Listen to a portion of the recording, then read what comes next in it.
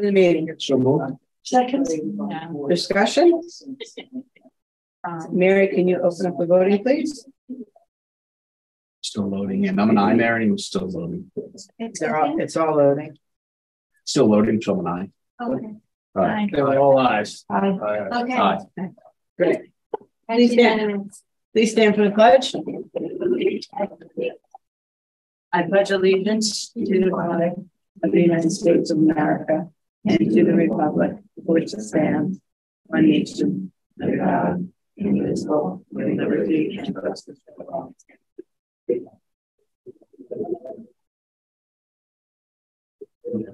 At this time, we'll open up public input number 1. There are rules on the seats for public input 1, but a brief discussion of it is any group or organization wishing to address the board must identify a single spokesperson. Speakers have up to 3 minutes. Speakers will address remarks to the board president. Speakers will conduct themselves in a civil and respectful manner. Speakers will not address students or personnel. If a speaker wants to speak a second time, they may speak at public input 2.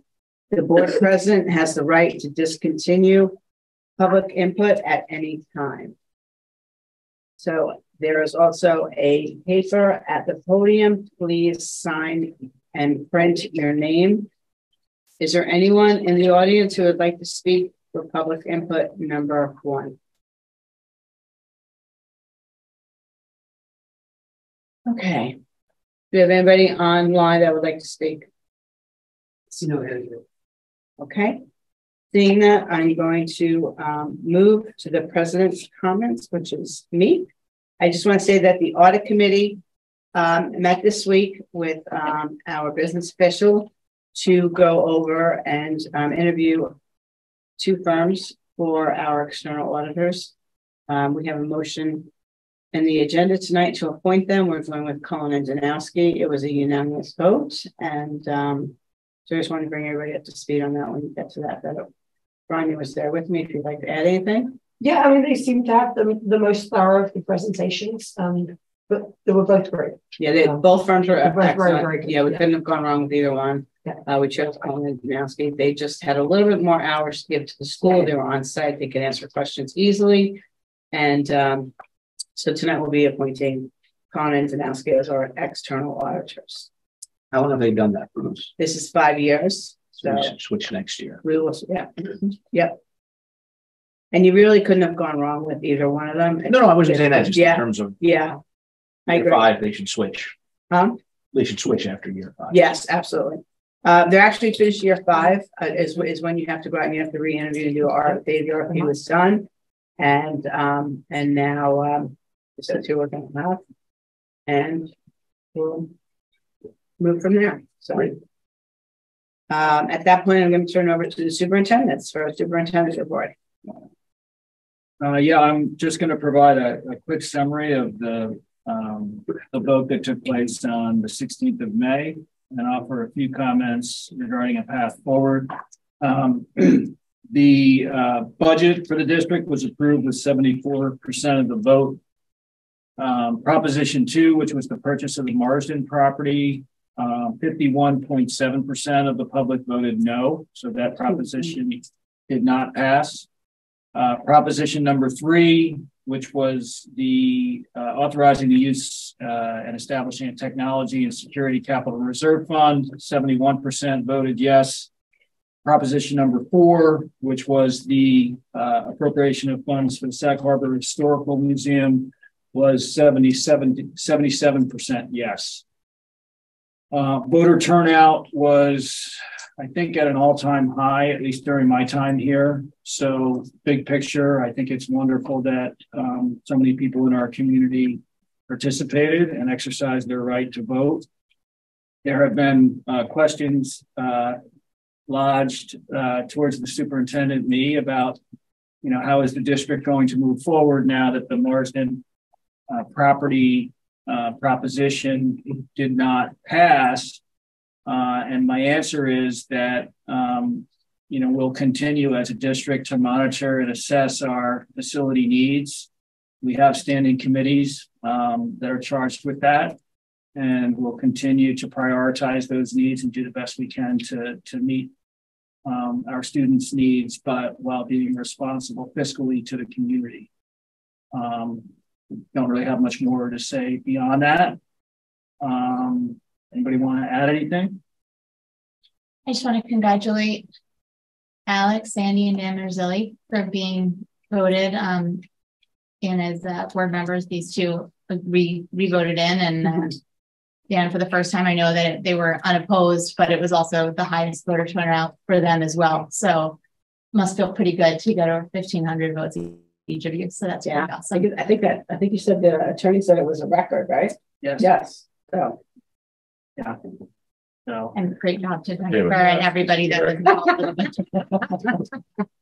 I still think you're pretty high up there. So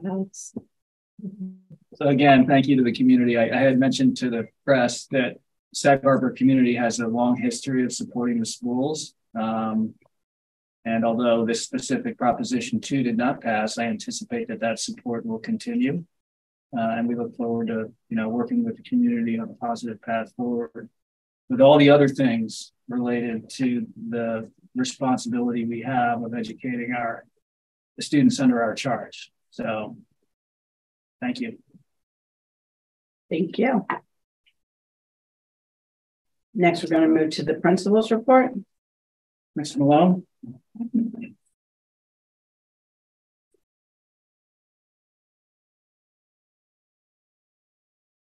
Good evening, everyone. I'm Matthew Malone, the elementary principal. It's a big week at the elementary school. Wednesday is the 27th annual 5th grade Wax Museum presentation. This is a long-standing project here in Sag Harbor. It kind of represents, I would say, the capstone project for the elementary students. A lot of hard work goes into it, really months of work, a lot of research. There's an art piece.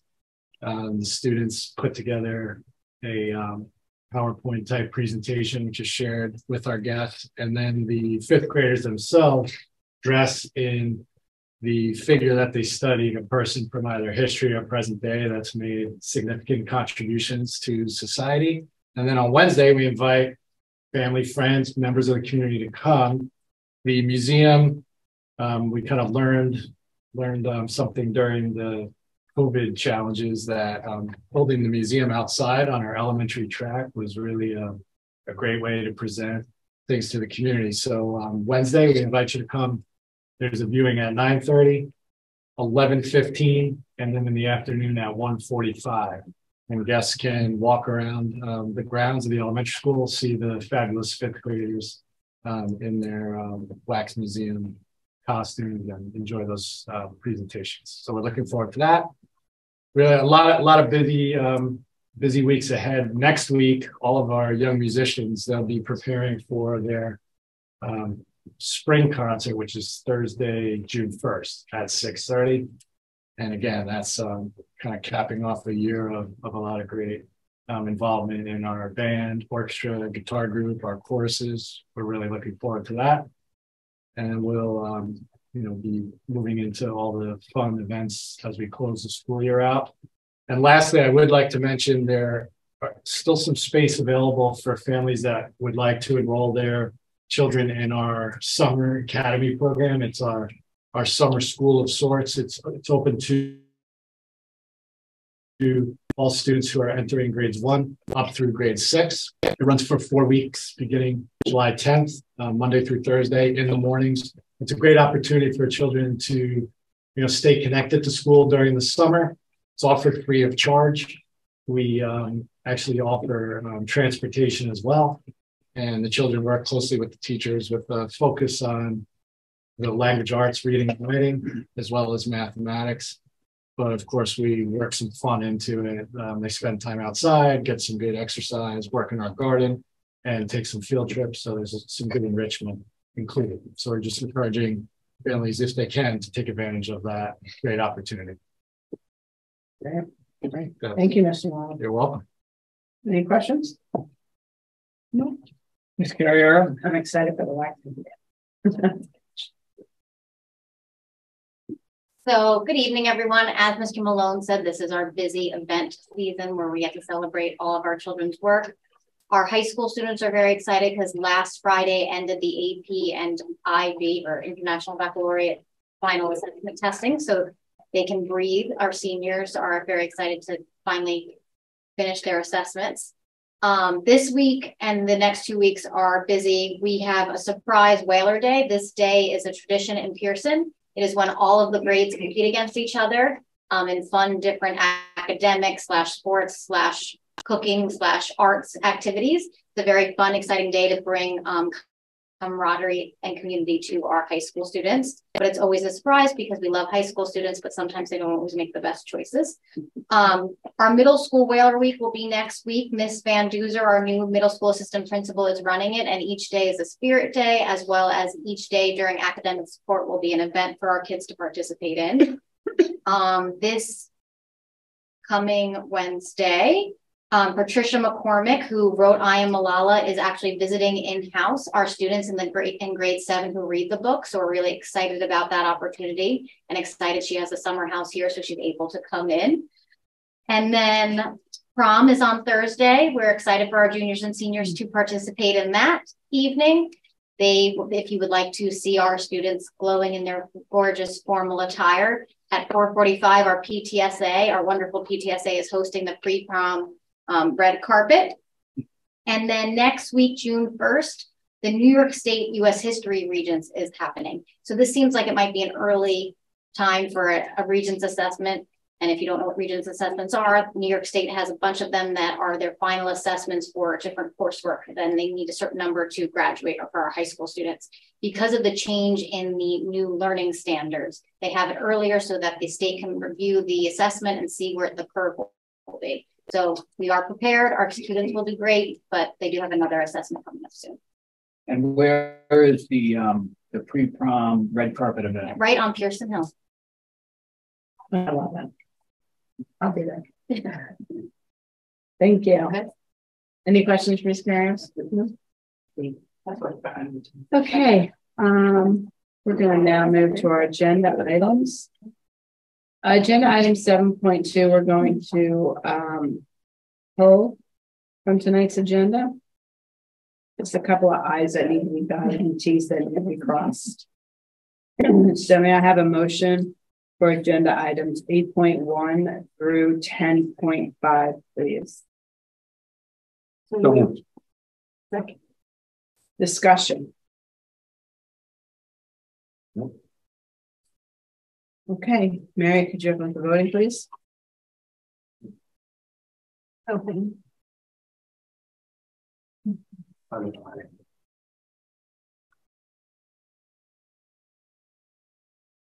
I'm connected now, but it's not coming out. So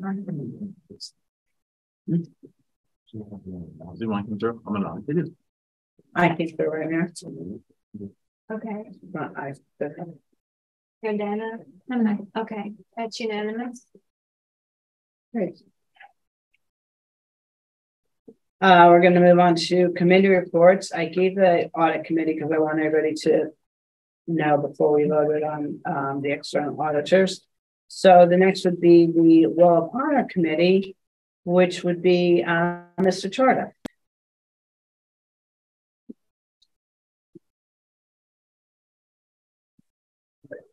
Hello, my name is Brian Tardif. I'm the athletic director as well as the chairperson for the Wall of Honor Committee. The committee met April 26th, where we looked over our plaques that came in. Trophy Head did a great job. We have 2 plaques, they're finalized. I know I've mentioned it before, but I would just like to acknowledge and thank Mr. Guinan for all the hard work he put into this over the years. We also finalized our nomination form that Ms. Federico has been working hard on. It's up on our school website. I just sent it out today on Parent Square out to the community. And there are also paper copies for people to pick up in the main office. So we need community input on this. So if you'd like to nominate someone, please do. I also have copies with me here tonight. So if you want to pick up a copy tonight, feel free. Nominations for our next round are due July 1st. The tentative plan is to collect nominations, review them over the course of a couple of weeks, and then hopefully have our next round of plaques put up sometime during the fall of this coming year. Emily Bennett has been working with Riverhead Building Supply to get wood columns put up on the outside of our Wall of Honor wall. And then that is about it for the Wall of Honor Committee. Thank you. Great, thank you. It's actually going to go up. It's kind of exciting. Any items for discussion with the board? No. Okay.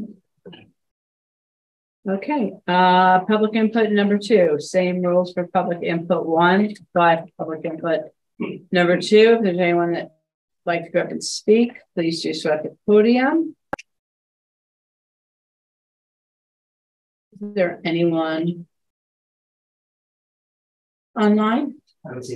Okay, great. Okay, then this could actually almost be like one of the fastest meetings in history.